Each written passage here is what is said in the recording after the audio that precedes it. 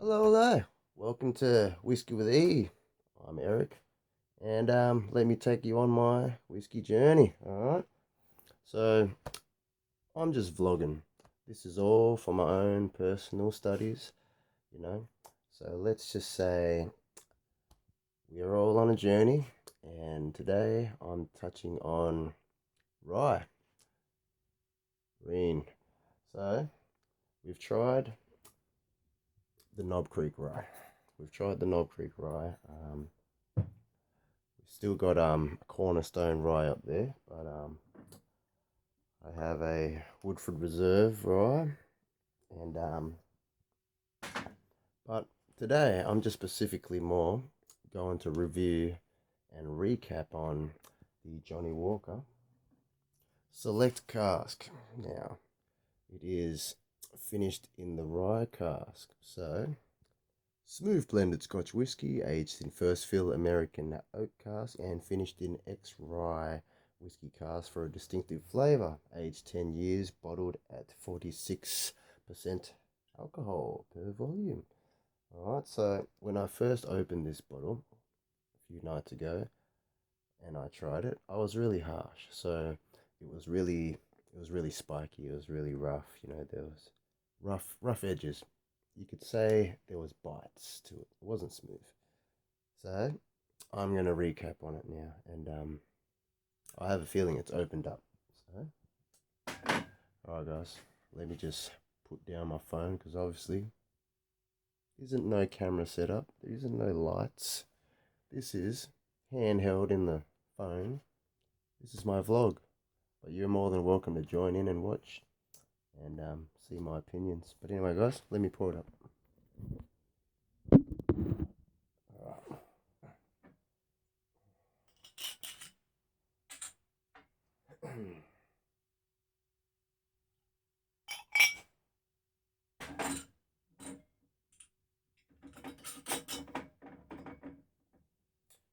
All right.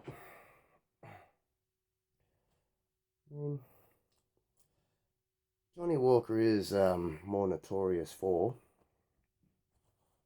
chill filtration, caramel colorant. Yeah. So I'm not going to judge the color too much. Let's not think about that. And let's just think on how it's coming across through the nose. Oh, there is no alcohol-y fumes coming out now. Um, at first I couldn't work out what this nose was, alright guys, but I realized when I added in some Lagavulin 16, just a hint of it, into a higher proof bourbon, it created a nose that I couldn't put my finger on, and that's what this smells like. You can get that little bit of the spice, like the rye and the on the back, but you can get that oak presence, like it's like a caramelly, it's like oaky, like a barrel. But mouthfeel, finish. Let's see how it goes. Alright, guys. Cheers.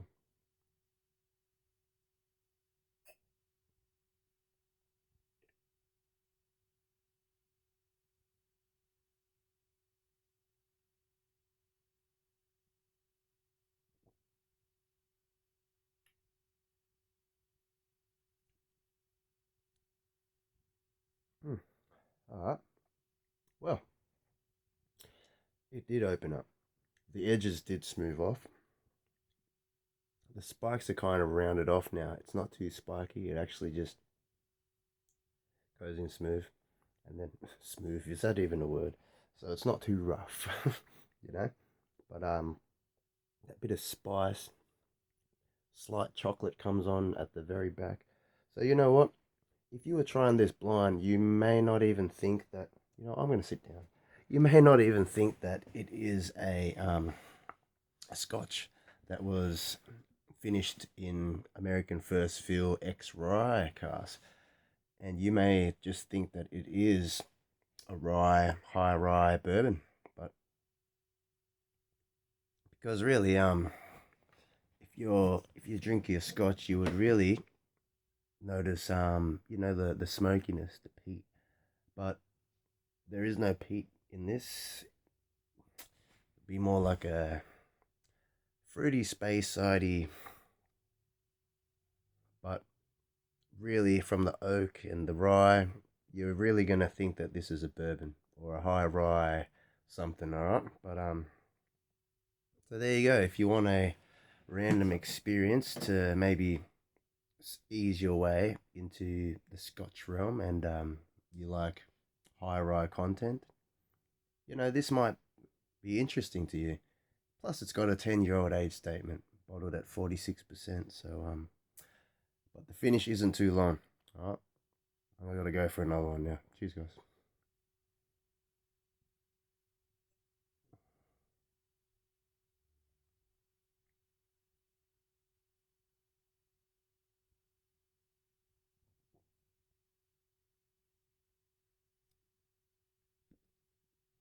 Only slight chocolate.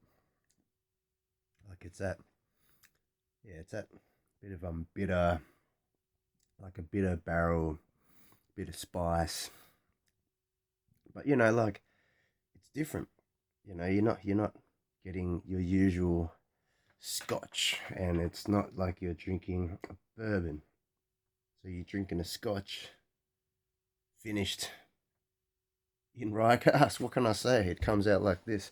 But don't take my word for it. If you can still find a bottle, um, please grab it. I mean, I'm thinking I'll probably grab another one just to put back on the shelf.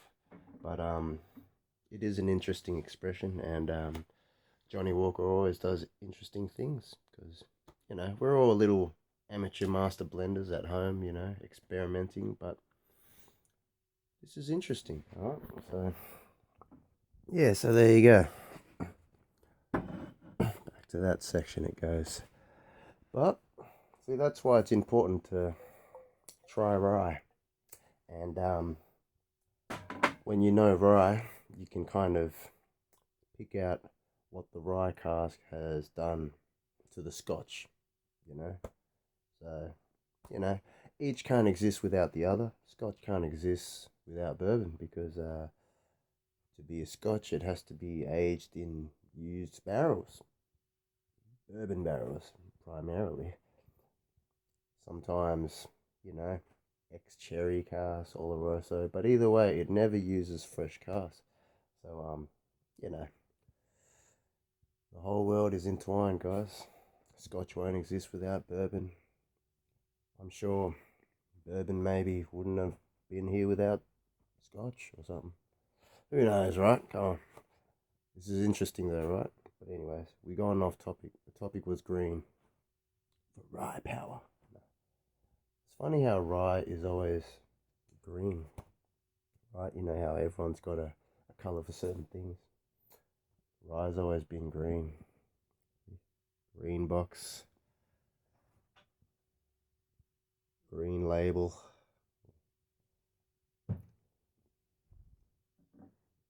Green label for rye.